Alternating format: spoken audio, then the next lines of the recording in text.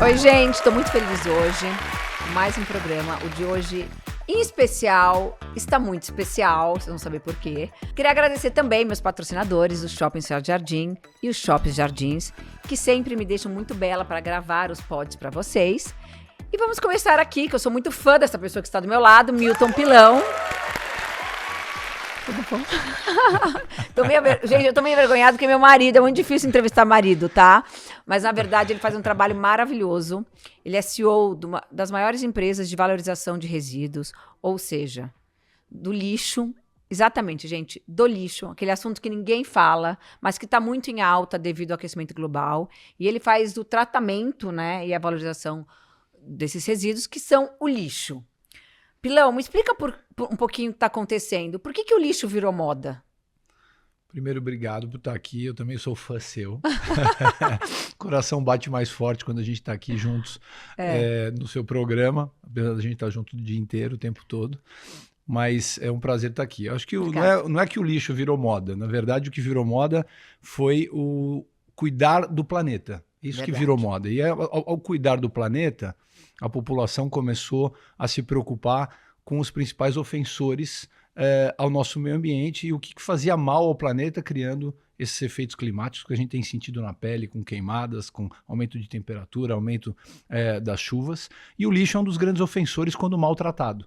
Então não é que o lixo virou moda. Tratar bem o lixo virou moda para salvar o nosso planeta. E é o que a sua empresa faz. É o que a gente faz. Explica um pouco. É o que a gente faz. A ideia é exatamente essa. A ideia é pegar o lixo gerado pela população brasileira. Tá. Cada segundo, estamos aqui falando, nesse momento está sendo gerado lixo. E transformar ele em algo que volte como valor para a própria população. E aí você tem um monte de coisa para fazer com ele. Tá, mas explica, desde que sai da nossa casa... Tá bom. Vão para os aterros, certo? Certo. E depois, então, explica assim, desde dessa saída de casa até todas as etapas. Tá bom. Na verdade, a minha etapa é depois que ele chega lá no aterro. Tá. Essa saída de casa é preocupação de outras empresas. Tá. No final, quando ele chega ali no aterro, eu vou dar uma explicação leiga que fica fácil de entender. O nosso lixo ele tem metade comida, 30% de reciclado, 20% de construção civil. Tá? Esse é mais ou menos, se você separasse o lixo, o que seria isso? Mesmo da nossa casa? Mesmo da nossa casa. Em geral, ele tem essa participação. São pacotes, essas coisas? Lá dentro daquele saco de lixo lá, todo lixo que você joga lá, em média, 50% é comida. O brasileiro joga muita comida no lixo. Nossa, gente, e não dá pra... É diferente dos Estados Unidos e de outros países. O nosso lixo é muito mais parecido com o asiático. É cultural isso.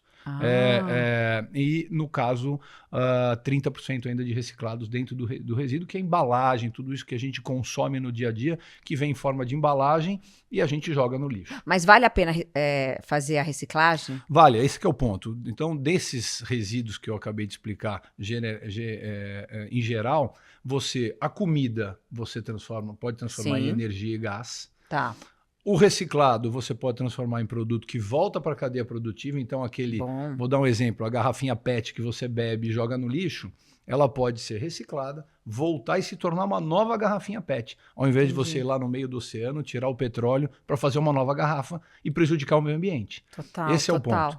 E o lixo de construção civil, igual. A gente joga fora muita coisa hoje num processo de construção de um edifício que pode ser reaproveitado para a construção do novo edifício. E, de novo, quando você reaproveita as coisas, o que quer dizer que você para de tirar recurso natural do planeta para fazer aquelas coisas de novo. Total. Então eu não tiro recurso para fazer plástico, não tiro recurso para fazer a construção civil ou até a energia. Então essa reutilização salva recursos naturais do planeta. Mas vocês conseguem lá no aterro separar os lixos? Conseguimos.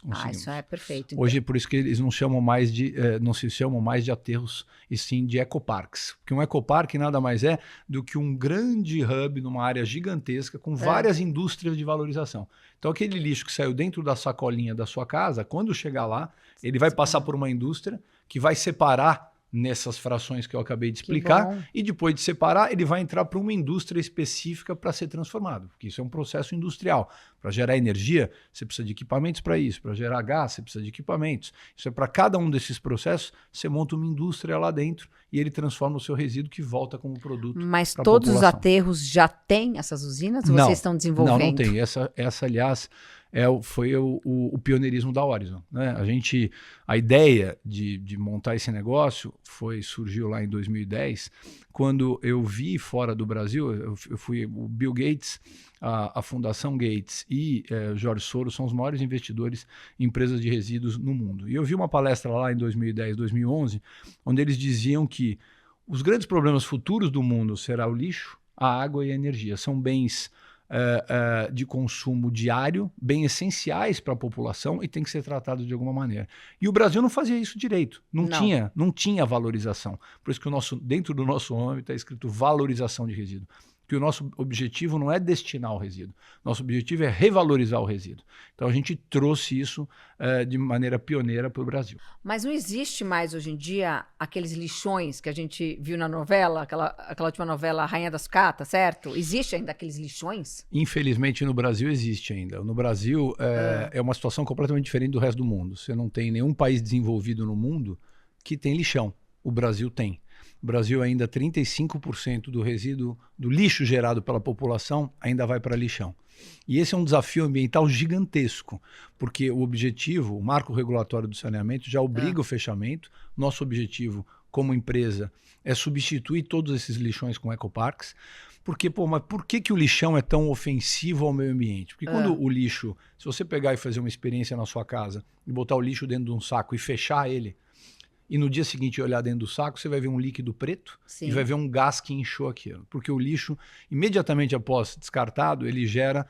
Primeiro vamos falar do líquido, ele gera um líquido preto chamado chorume.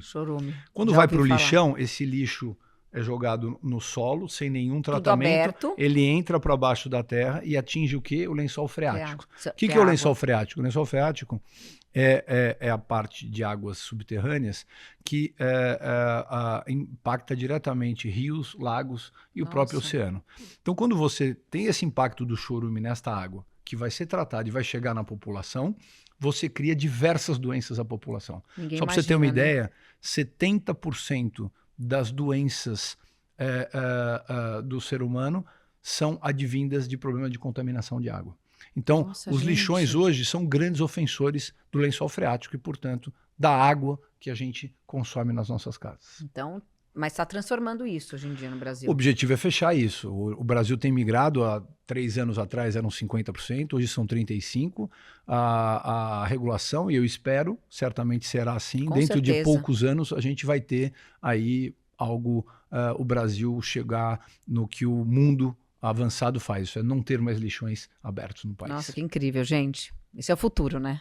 Sem Ainda dúvida. Mais com tantas questões climáticas acontecendo, né? Sem dúvida. E aí no quesito climático, você tem o lixo, falei do líquido de chorume, agora você tem o gás. Sim. O que é esse gás? Esse gás chama-se metano. É um dos piores poluentes para o efeito de gases de estufa. Tá? Sim. O lixo gerado pela população mundial representa 16% da geração de metano no mundo. Nossa! Então, quando você, de novo, joga ele no lixão e não tem a captura desse gás, que se faz no aterro sanitário, você joga para a camada atmosférica e cria um grave problema na camada de ozônio, o que, obviamente, prejudica e é um grande ofensor para a mudança climática. Outra pergunta. Com os efeitos de mudanças climáticas acontecendo no nosso nariz, né, gente, como na Amazônia, as queimadas aqui no interior de São Paulo, a tragédia de águas no Rio Grande do Sul e em outras cidades, né, do Brasil, qual que é o impacto socioambiental que a Horizon tem, né, com a valorização de resíduos e como que atua isso no dia a dia? Assim, como que vocês conseguem fazer uma melhora para essas mudanças climáticas não acontecerem tão drásticas? Vamos falar primeiro do aspecto ambiental, que eu acho que é o primeiro ponto aqui. No aspecto ambiental, esse gás que eu acabei de explicar, que é o gás metano, quando o lixo chega lá nos nossos aterros, e hoje a gente recebe o lixo de 40 milhões de brasileiros. Nossa, então, gente. Dos 210 milhões de brasileiros... Quanto vem de lixo? Mais ou menos. Hoje a gente recebe 10 milhões de toneladas de lixo por ano nos nossos aterros. É lixo, aumentou o lixo? Não, o lixo sempre aumenta. Hoje o Brasil gera 78 milhões de toneladas no total. Meu Deus, é muita coisa. Parte disso vai para lixões e você tem uma previsão de que até 2050 o lixo no mundo vai aumentar 65% a sua geração. Por isso que é um problema tão crítico e que as pessoas olham com tanta lupa para resolver, porque ele só vai piorar.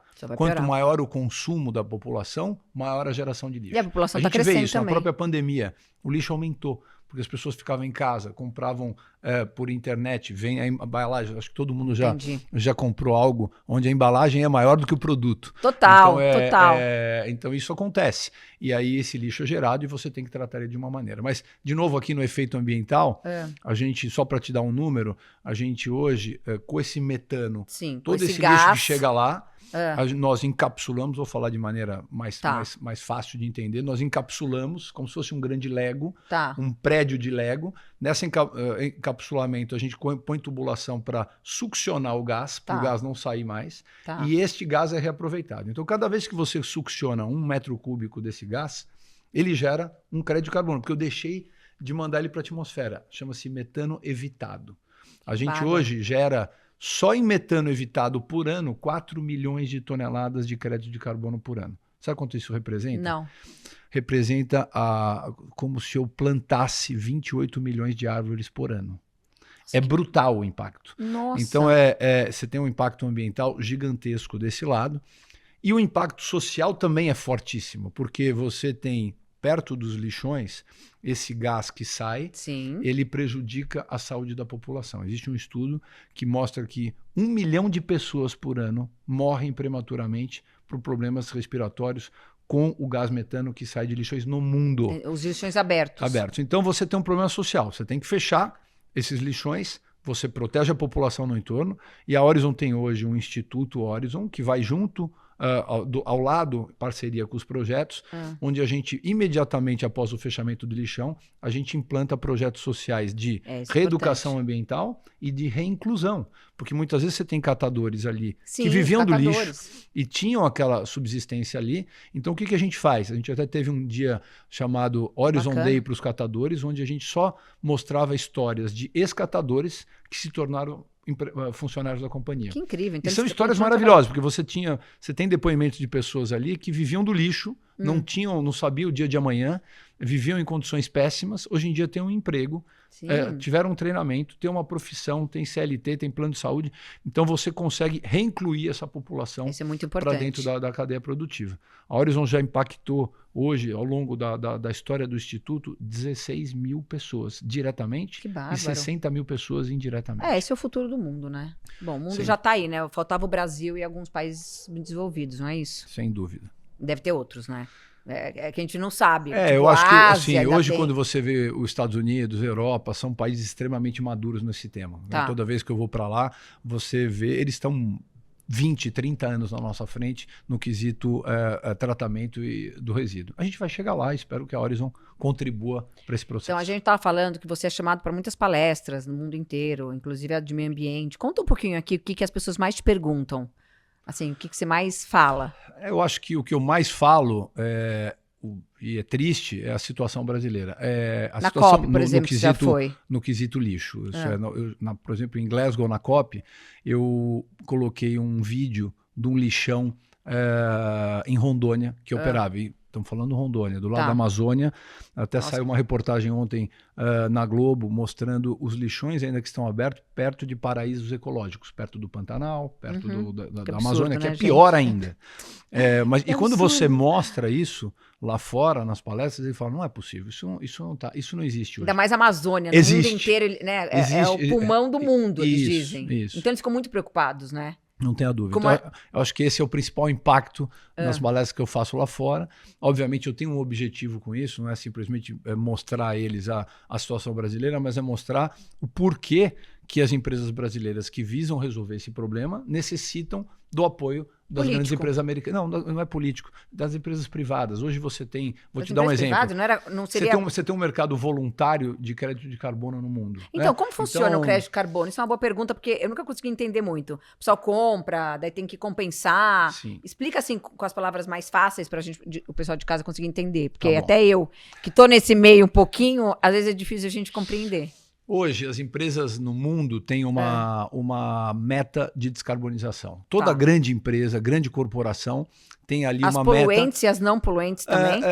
É difícil você chamar uma empresa de poluente. Todos os processos são analisados e, às vezes, você tem processos que consomem combustível fóssil inerente ao seu processo. Então, ela tem sempre que avaliar duas coisas. Ou ela troca o meio produtivo dela para não usar nada que for fóssil e não contaminar o meio ambiente. Ou quando não tem jeito. Ou quando não tem jeito, ela compra um crédito de carbono, porque ela está ajudando outra empresa a diminuir a emissão que ela não está conseguindo fazer. E como ela compra? E aí você tem um mercado voluntário hoje, traders mundiais, são leilões feitos através de uma regulação de mercado privado, mas essas empresas compram esses créditos. Quem são essas empresas? Todas as grandes, Unilever, Volkswagen, Microsoft, a Meta recentemente colocou uma meta. Todos. Todos têm metas de descarbonização e compram milhões de toneladas de carbono, da onde normalmente, e aí vem o ponto, de países emergentes, porque o crédito de carbono voluntário que essa empresa resolve comprar, além de resolver o problema dela, ela quer usar esse dinheiro num projeto que mais tenha impacto ambiental. Entendi. Então, lá fora, o mercado, as empresas privadas já se descarbonizaram em grande parte. Então, ele vai num mercado emergente como o brasileiro e fala, bom, eu vou investir ali, porque ali ainda tem lixão. Cada dólar que eu puser num crédito de carbono numa empresa brasileira, eu vou ter um impacto social e ambiental muito maior do que eu consigo ter aqui fora.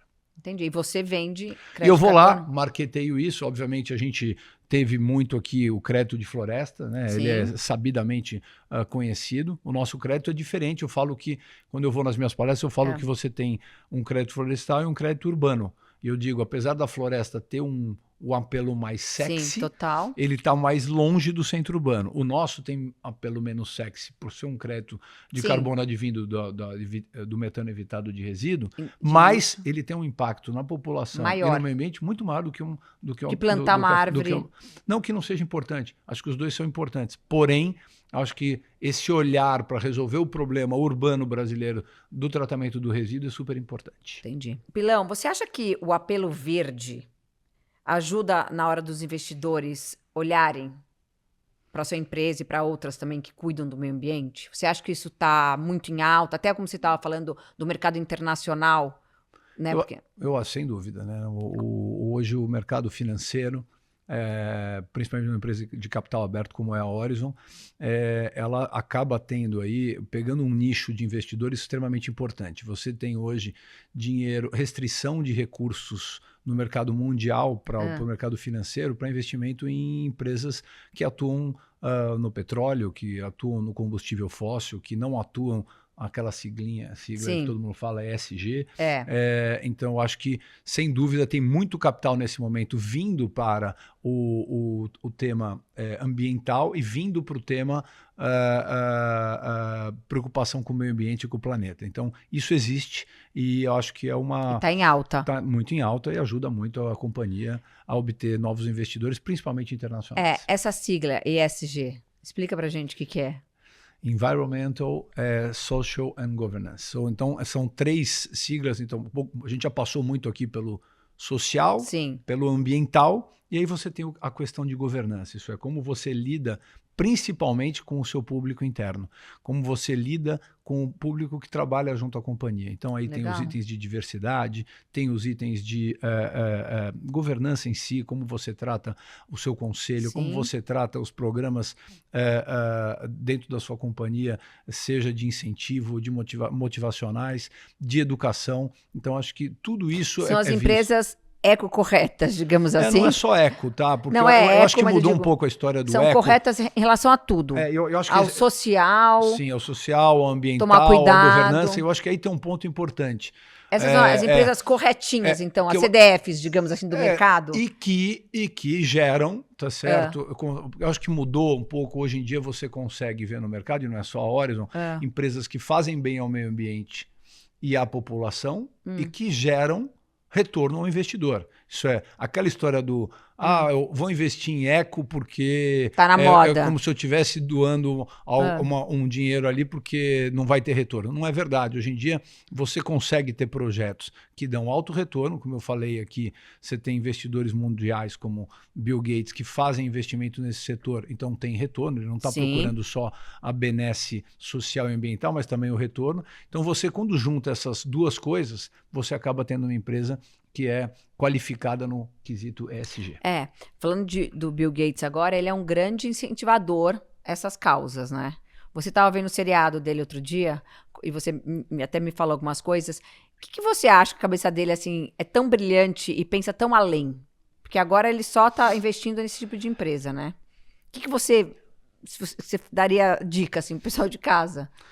Eu acho que a possibilidade de um cara que teve o sucesso que ele teve, chegou onde ele chegou e em determinado ponto da vida entendeu que acumular mais riqueza do que ele já tinha não ia chegar a lugar nenhum. Você ter, como ele mesmo diz, 10 bilhões ou 200 bilhões de dólares não muda nada. E aí ele parou para avaliar o que ele podia fazer com o legado que ele trouxe. Eu acho que esse é o ponto que a gente tem que ter sempre em mente. O ser humano ele acaba sendo muito imediatista. Eu sempre brinco agora com os efeitos climáticos. Eu lembro até 5 anos, 10 anos atrás, as pessoas falavam, não é mentira essa história de que vai aumentar a temperatura. Isso é balela ambientalista, não é? Agora, os efeitos climáticos começam a bater na nossa porta. Total. Queimada. Hoje aqui mesmo, olha a temperatura que está em São Paulo no final do inverno, olha a secura que está em São Paulo, olha as queimadas, olha as chuvas intensas. Quando começa a bater na nossa porta e a gente verificar que isso é um problema, aí a gente resolve pensar na frente. Quando você vê um cara como o Bill Gates, ele já está pensando o que podem ser os grandes desafios da humanidade para frente. E isso é super importante. E botando dinheiro nisso. Ele bota dinheiro na cura da malária na África, ele pensa o quanto a internet e as redes sociais estão influenciando no pensamento das pessoas e criando as polaridades. Ele vai pensando tudo à frente. Então, acho que é isso que é muito bonito da parte dele. É algo que a gente tem que ser seguido por grandes líderes mundiais. É maravilhoso. E pegando esse viés aí já também, como que a gente, no nosso dia a dia, a gente pode ajudar o meio ambiente? Porque a gente fica preocupado, eu sei que não é, né? Às vezes, uma pessoa só não faz diferença, mas de milho em milho, a gente enche o pote. O que a gente em casa pode fazer para ajudar o meio ambiente? Assim, pequenas coisas. Olha, eu acho que você tem sempre falando em mudança de hábitos. Acho que esse é o principal ponto. Né? A gente sempre, essa resposta básica era, não, separa o seu lixo, faz assim, faz assado. Fecha o chuveiro, né, a torneira. Eu acho que a mudança de hábito é mais importante do que o outro lado, e a mudança de hábito ele gera uma mudança de cultura. Então, vou dar um exemplo. Quando você passa a ter utilização de produtos renováveis, então você olha no combustível do seu carro, para que ao invés de eu ter um carro só de combustível fóssil, eu vou buscar um carro elétrico, eu vou buscar um carro que tenha combustível híbrido. Quando eu vou lá no supermercado e olho lá nos produtos que eu estou comprando, você tem selos hoje para produtos de embalagens que são recicladas. Verdade. Por que eu não vou privilegiar aquela embalagem reciclada em vez de comprar uma embalagem que não é reciclada? São pequenas mudanças de hábitos e hoje nós temos um benefício em relação a isso, porque esses produtos antigamente eram mais caros, hoje em dia não são mais. Verdade. Então hoje em dia a indústria já acelerou para conseguir colocar produtos ambientalmente corretos com preços acessíveis, então também não fica aquela coisa, mas aí eu vou afetar o meu orçamento em casa para comprar um produto desse, não vou fazer. Hoje em dia já tem a opcionalidade de você fazer sem gastar mais. Verdade. E a água também, né? Que aquela coisa que você escuta na escola. Sem dúvida. Aí você tem os hábitos de consumo de água, consumo de luz. Aí você tem esses hábitos que são sempre muito importantes e que se a gente colocar isso no nosso dia a dia de maneira rotineira... um pouquinho a gente já muda, né? Sem dúvida. Maravilhoso. Bom, a gente já está falando aqui, mas eu queria saber que essa história é bem interessante também, e você já deu entrevista em vários podcasts, várias entrevistas, e eu queria te perguntar, porque você comprou essa empresa hoje em dia, que é a Horizon, uma empresa falida no Rio de Janeiro, e você conseguiu fazer esse turnaround, né, e virar uma empresa listada na Bolsa. Como que você, né, e seus sócios e todo mundo que fez parte dessa história, conseguiu fazer esse, vamos falar assim, nesse milagre, mas essa coisa tão bacana e tão difícil que é transformar uma empresa assim. Eu sei que a história é longa, mas você pode vou tentar fazer ela curta. Exatamente. Eu acho que a gente agora muda até um pouco de tema e fala um pouco de empreendedorismo, não só de sustentabilidade, né? Eu acho que ali foi 2010, eu tinha ali meus 40 anos e foi realmente uma guinada quando eu escolhi esse negócio. Já expliquei aqui as razões pelas quais eu escolhi entrar nesse negócio.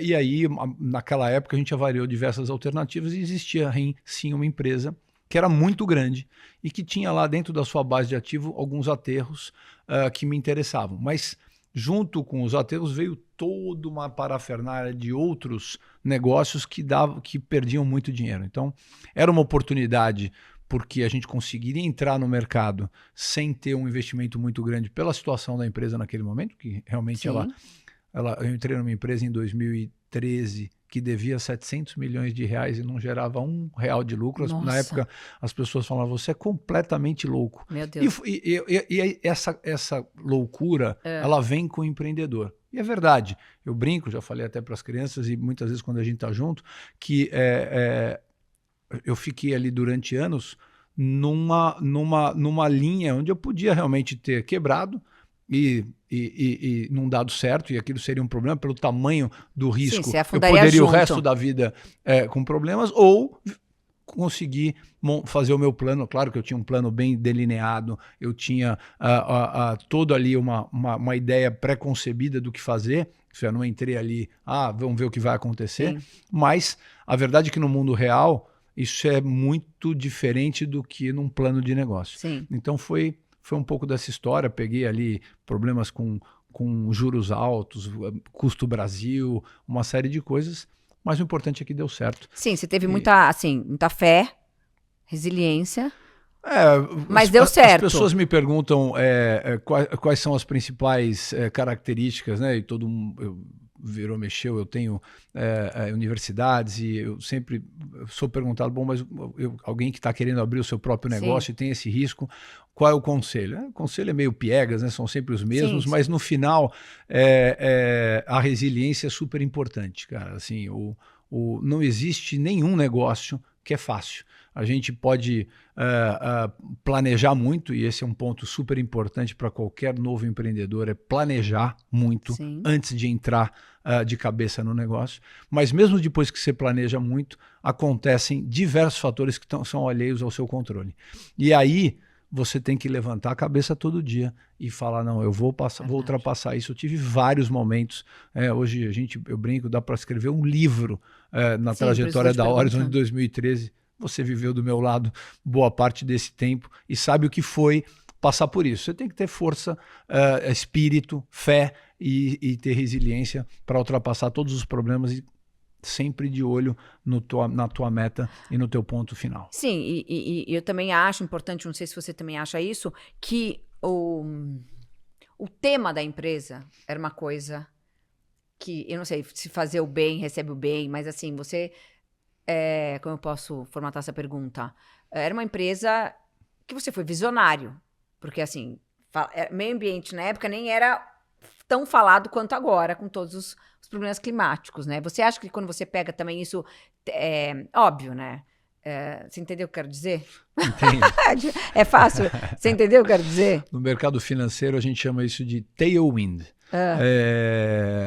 Eu tive realmente um vento me carregando à frente pela temática da companhia. Isso é um assunto que gera interesse, é um assunto que gera brilho nos olhos quando você explica, quando você mostra o que você está fazendo, quando você mostra de novo que é um passivo gerado pela população todo dia, que você vai transformando aquele troço que... Porque a população brasileira tem muito disso. Eu falava isso muito no começo. A gente põe o nosso lixo ali na porta e não quer saber para onde ele vai. Nem quer falar sobre lixo, Só que aí o problema voltou para você, como um efeito climático, porque ele foi maltratado, ele gerou todos os danos que eu expliquei, e ele voltou para você. Aí a população falou, opa, peraí, Eu vou precisar cobrar onde é que está indo o meu resíduo. E aí o tema se torna importante e traz aí o que eu falei do Tailwind, traz esse interesse. E aí vai de investidores, vai da mídia, vai de diversos stakeholders que ficam no entorno do negócio e, obviamente, nos ajudam, porque muitas dessas pessoas vêm para ajudar e vêm para empurrar para frente o negócio. E vocês também montaram uma equipe muito boa, que isso é muito importante, eu acho, também para falar. Né, na empresa. Time é sempre importante. Time é muito importante, que acredita, que vai, que batalha. Sem né? dúvida. Mas você tem que escrever um livro mesmo, porque essa história, gente, não dá pra fazer. A gente tá fazendo aqui um pedacinho, porque é muito bonita, mas é muito longa, né? É muito. É muito. Já me contou que uma época você não tinha dinheiro para colocar. Ele me contou uma vez que uma época o seu cartão não passava o cartão para passar, como é colocar gasolina no carro, gente. É verdade. Perrengues não faltaram na vida. Então assim, aconteceu muita coisa. Bom, vamos lá. Então, eu já te perguntei isso. Você acha que com o aumento de o consumo mundial, aumentou o lixo também? Ou você acha que porque a população está crescendo no Brasil? Não, você tem um aumento duplo. Você tem um aumento por conta do aumento da população e você tem um aumento por conta do aumento do consumo. Então, acho que é duplo. Mais. A população mundial aumenta, você aumenta a geração de resíduo. E não é só consumindo mais, eu acho consumindo de maneira diferente. Expliquei aqui, eu acho que o comércio eletrônico, ele impulsionou a geração de resíduo de novo. Porque você antigamente ia até o shopping center, ou ia diretamente no supermercado, as sacolas eram menores, as embalagens eram menores. Hoje, você pede tudo em casa. E aí, para vir para casa, muitas vezes a embalagem tem que ser mais elaborada, maior, e aí você gera mais resíduo. Então, o consumo, o jeito do ser humano consumir vem mudando com o comércio eletrônico e vem produzindo cada vez mais resíduo. Vamos lá. Qual conselho que você daria para empresários? Assim, qual os erros e os acertos que você acha legal pontuar aqui? Em todos os sentidos, tá? Não estou falando só na sua empresa. Eu acho que, mais do que dar conselho, eu queria falar que os erros, e não foram poucos que eu cometi ao longo desse processo, eles foram extremamente importantes na minha trajetória. Eu acho que já dizem que o ser humano não cresce quando está tudo bonito. E a gente vê isso muito em história de empresa de sucesso, que a gente conhece empresa de máquina de escrever, que tinha lá uma posição mercadológica maravilhosa e não anteviu a vinda dos computadores. Por exemplo, é um exemplo clássico quando você não está sob estresse, não está sob a pressão de algum erro ou de algum problema. Então, eu tive muitos erros, mas eu acho que o principal ponto aqui, talvez um conselho, é utilize os seus erros e os seus problemas como lições para que você volte no dia seguinte com uma solução amplificada e muito mais zelo no crescimento da companhia. Acho que é um pouco isso. Porque tem muita gente que com os erros ou com os percalços perdem energia, perdem drive, e aí isso acaba sendo um ofensor para o crescimento da companhia. No nosso caso, eu acho que talvez seja um pouco de personalidade, você me conhece, que é essa história do problema. Eu consegui transformar o problema no dia seguinte em algo que me ajude com o aprendizado a não repetir esse problema. Maravilhoso, é o que a gente fala, é o que eu sempre repito aqui, né? A gente só aprende na dor, no amor é mais difícil. Quando tá tudo bem, a gente às vezes não evolui. É fato. Vale até para a educação, né? Total. Qual é o futuro do mundo, né? Que você acha que está caminhando, com os aterros, né, virando usinas? Como você vê? Como você vê a Orizon daqui a uns anos? Tá. Eu sempre digo para os nossos investidores que eu enxergo dentro de 10, 15 anos os aterros que hoje, quando eu falo, vamos lembrar, o aterro, ele tem várias indústrias do lado, a gente valoriza boa parte do resíduo, mas parte do resíduo ainda é aterrado. A terra, jogar terra em cima? Não é jogar terra simplesmente, é como se fosse uma obra de engenharia, onde você tem uma concepção de plástico que encapsula o resíduo para você tirar o gás, o churume. Tira o churume. Então, é uma obra de engenharia super complexa. Às vezes, quando eu levo os investidores para visitar aterros, eles falam, nossa, jamais imaginei que eu veria isso. Então, já é uma obra de engenharia complexa. Mas o mundo migra para que você tenha tecnologia suficiente para reaproveitar 100% do resíduo. O que eu falo daqui a 10, 15 anos, os nossos aterros não vão aterrar mais nada. Vão ser ex-aterros e vão ser hubs industriais de recebimento de resíduo e valorização. Porque a tecnologia migra para isso. Pô, dá um exemplo, Pilão. Plástico, para ficar fácil, plástico filme. O que é plástico filme? Esse plástico de sacolinha, tudo que é plástico muito flexível, molinho, hoje não consegue ter reciclagem mecânica. Nada. Então você acaba aterrando esse resíduo ou gerando um combustível para a cimenteira. Tá? Hoje tem tecnologia sendo desenvolvida no mundo, com as indústrias de metanol e de combustível de aviação, onde você pode transformar esse plástico filme através de um processo de pirólise em combustível ou em nafta que vai voltar como combustível, seja para aviação ou para a indústria naval. Tem muita sacolinha, né? Mas muita. 10% do resíduo daquele plástico que eu falei hoje é sacolinha. Então, hoje, essa conta ainda não fecha. Essas plantas são pilotos nos Estados Unidos e na Europa. A gente já tem feito acordos com eles para que no futuro a gente instale aqui. E eu não tenho dúvida nenhuma que nos próximos anos uma planta como essa vai estar operando. E aí eu vou parar de enterrar a sacolinha ou de gerar um combustível para a cimenteira e vou poder usar essa sacolinha para um combustível nobre que vai voltar, seja para a indústria naval ou para a indústria... E sabe o que é engraçado sobre as sacolinhas? Muitos supermercados já vendem sacolas recicláveis e aquela outra sacola, né? Que você até paga um valor. Por que essas sacolinhas ainda existem, gente? Não dá para alguma empresa ter ideia de substituir? Não ter esse plástico ou o plástico é meio insubstituível?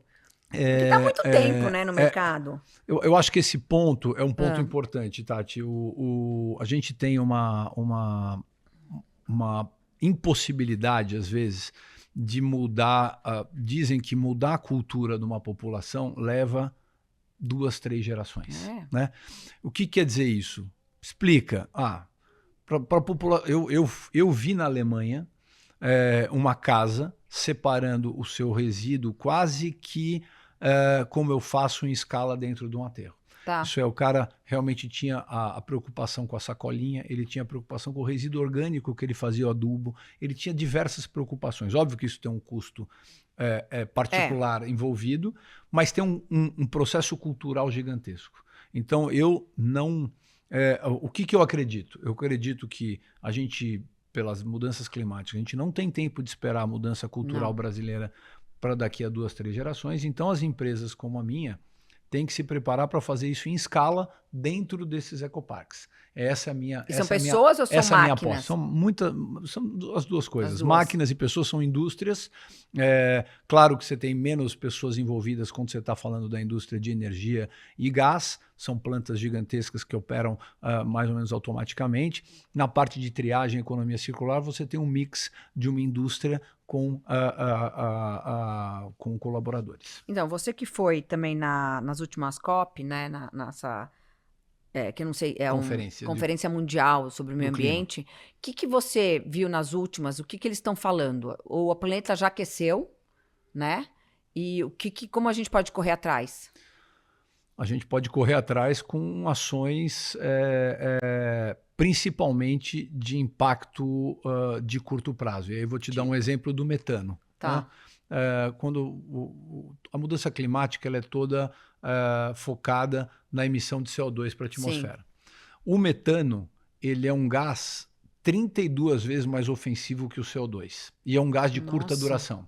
Quer dizer o seguinte, as principais ações hoje no item climático, é claro que a gente tem metas até 2050, mas o ponto é, se você perde o passo até 2030... Não adianta ter uma meta até 2050 se você já perdeu aqui uma grande parte da história, já levantou 1 grau na temperatura e você não consegue mais voltar para trás. Não consegue mais. Então, hoje, a preocupação, e aí por que o lixo fica tão em evidência, dado que 16% do metano gerado no mundo vem do lixo, sim, deve eliminar também, o metano. Né? E também das vacas, da agricultura. Da agricultura.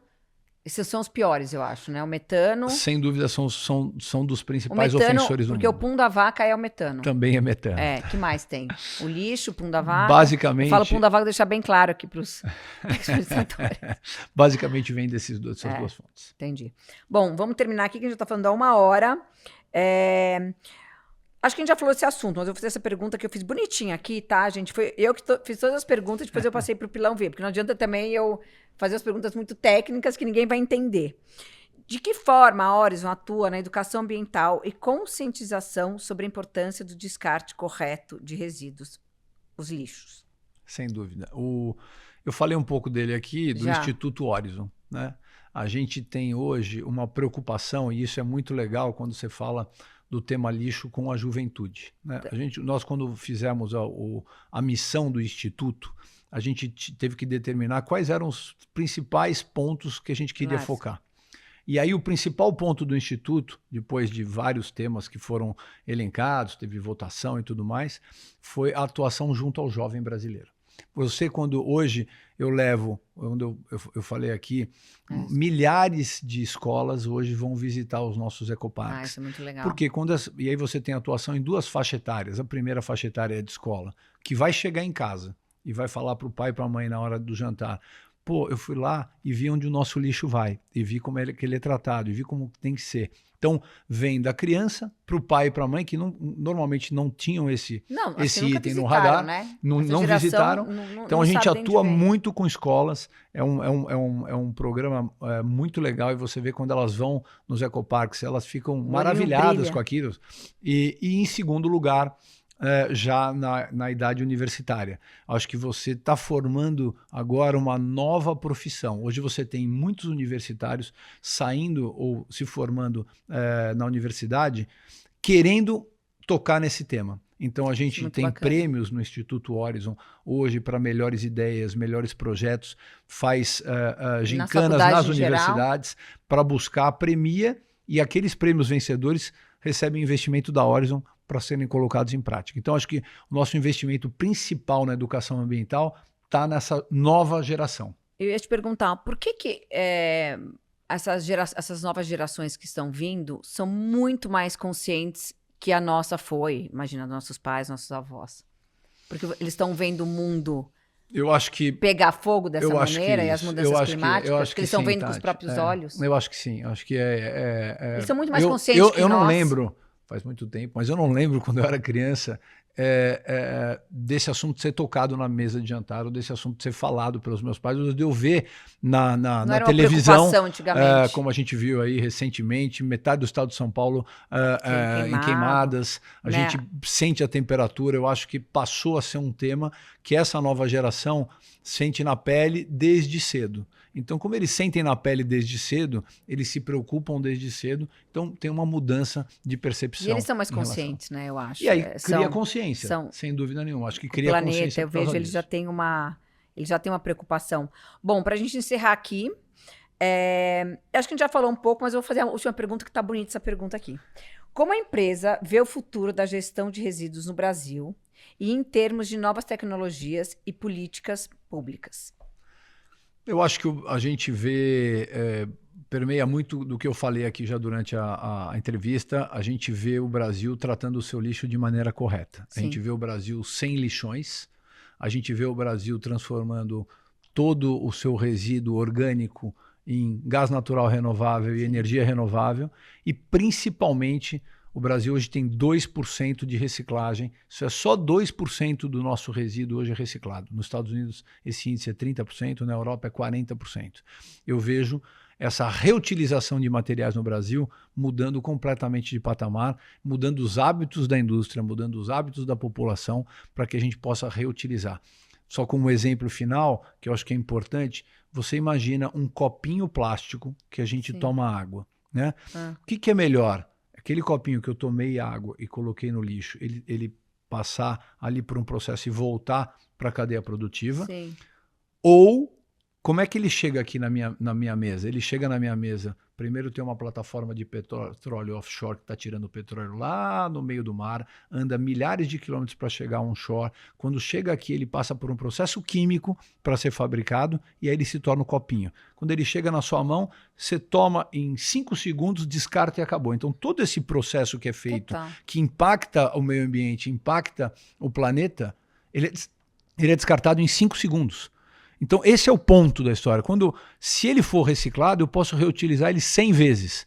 Isso é, ele não gasta aquele recurso de novo. Tudo, né? Então, eu espero que o Brasil migre para isso e migre com políticas públicas. Acho que a regulação tem mudado muito e a gente espera que essa mudança ocorra de verdade nos próximos anos. A última perguntinha que eu já te perguntei, mas eu queria entender melhor. Essa parte, quando a gente fala de reciclagem, quando a gente faz em casa, você diz nas empresas também? Porque aqui a gente não tem, né? Os lixos ainda não tem. Mas isso muda quando chega lá nos aterros? Por exemplo, tem um saquinho do lixo orgânico.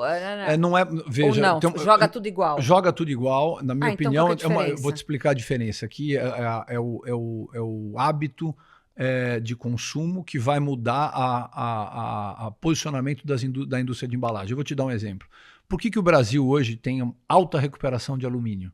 A gente, no caso do alumínio especificamente, da latinha de alumínio, mais de 90% da latinha de alumínio que você joga no resíduo é recuperada. Não, porque você tem uma indústria hoje que paga pelaquela latinha recuperada o mesmo preço ou até mais do que um alumínio que saia da natureza. Então, logo, você cria mercado. E aí você cria mercado, vem investidor investindo, vem cooperativas para separar, você cria o mercado. Sem mercado não adianta eu ter um ótimo propósito, separar lá toneladas de plástico, se eu chegar na indústria de embalagem e o cara não quiser comprar aquela embalagem para substituir a garrafinha. Não é questão de reciclar na sua casa, nas empresas. É questão de demanda. É questão de demanda. Quando eu falo de regulação, você vai na Europa, hoje uma indústria europeia é obrigada a substituir um percentual mínimo da sua embalagem por aquilo. Então, cria mercado. Tem que comprar as garrafinhas. Eu vou dar um exemplo. A gente tem uma planta em Recife operando, é a maior planta de triagem mecanizada da América Latina.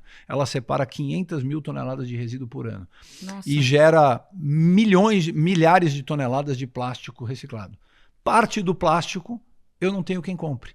Então, isso atrapalha novos investimentos. Enquanto isso não tiver alterado, e aí é uma mudança... Uma regularização. Normalmente vem por regulação. Eu acho que o Brasil está nesse caminho. A gente tem escutado do governo federal, até pelo compromisso que ele tem com cooperativas e com a população de catadores que ainda existe, em regular isso, fazer a indústria mudar a sua maneira de comprar a matéria-prima. Então, eu acho que isso é o grande impulsionador do negócio. Bacana. Então, gente, pelo amor de Deus, você que está em casa... Vamos abrir os olhos, né? Digamos assim. Todo mundo tem que ter a consciência, inclusive os empresários, os políticos, todo mundo, né? É uma causa nobre de todos nós, porque as pessoas acham às vezes que é distante, mas está no nosso nariz. Eu acho que isso é importante o que você falou. Eu falei aqui que a gente faz pelo Instituto Olhos uma conscientização na população jovem. Mas também cabe a nós. Eu acho que tem mudado muito. As pessoas ficam distantes. Pilão, o que mudou nos últimos anos? Eu falo que mudou a percepção da população. Total. Antigamente, e eu lembro disso, agora fazendo um paralelo engraçado, quando eu entrei nesse negócio, em 2012, 2013, né, eu até brincava, o João Pedro era pequeno, ele falava, pai, eu falo o que você faz o quê? Quando me perguntarem na escola. Eu ficava, vou falar, vai falar, meu pai trabalha com lixo. Era um negócio... eu virei a rainha da sucata uma época, gente, é verdade, as pessoas me chamam de rainha da sucata. Mas viravam algo complexo. Rainha do lixo, maravilhoso, hoje mudou. Muito orgulho. Hoje mudou, a gente viu, você sabe... Você lembra que os amigos brincavam? Rainha do lixo. Lembra, no último ano do João Pedro, eu fui chamado lá, eu fiz uma palestra para os alunos, o assunto mudou, virou sexy. Esse assunto virou sexy também porque a população mudou de percepção. A população agora fala, tem que tratar meu lixo, isso tem que mudar, porque senão vai chegar ou em mim, ou no meu filho, ou no meu neto, ou alguma geração aí para frente. Maravilhoso. Que você continue prosperando e ajudando o planeta com o seu trabalho, que nós somos temos muito orgulho, e eu acho que todo mundo aí em casa também, um assunto muito bacana. E você volta uma próxima para contar como está caminhando o planeta. Na próxima COP, na próxima palestra que você der. Obrigado, amor. É um prazer. Vou dar um beijo, gente, que é marido, posso dar? A gente faz uma próxima, com muita gente perguntando, conta a história de vocês. Não, gente, esse não é pra contar a história de amor. Mas uma próxima, a gente pega uns casais quando for falar e a gente conta a nossa história, tá bom? Um beijo e espero vocês na próxima semana. Tchau, obrigada.